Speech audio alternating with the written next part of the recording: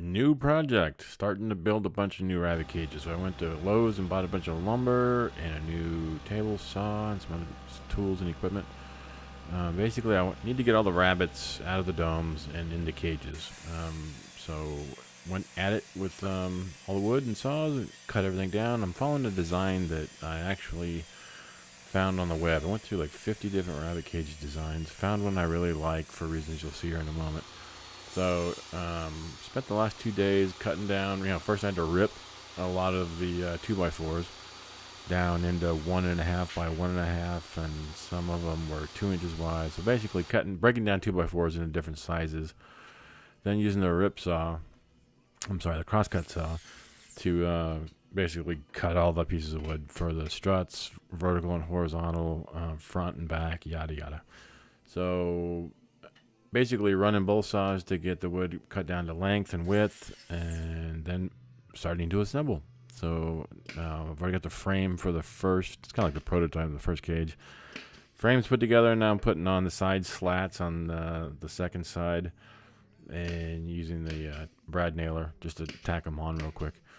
You can kind of see, you'll see here better in a moment, that the cage is taller in the front, a little shorter in the back, and we'll have a roof on it that will keep rain off of them and whatnot.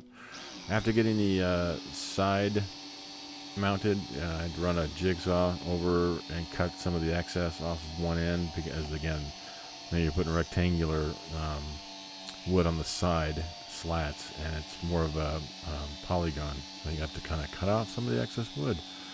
Have jigsaw will travel. Gotta love that tool. So that's what the 3 cages look like. Put them together, that's what they're going to look like when they're on a rack. There's the rack. Good evening, folks. Today's Thursday, the 24th of May, 2018. Here's a quick video update on the rabbit cage project. So for the last, I think I'm on my 3rd day. I got the, basically there's 3 cages and a stand. And I got all of this part of it done. Now I just got to put the doors on it and stain it and put the roof on.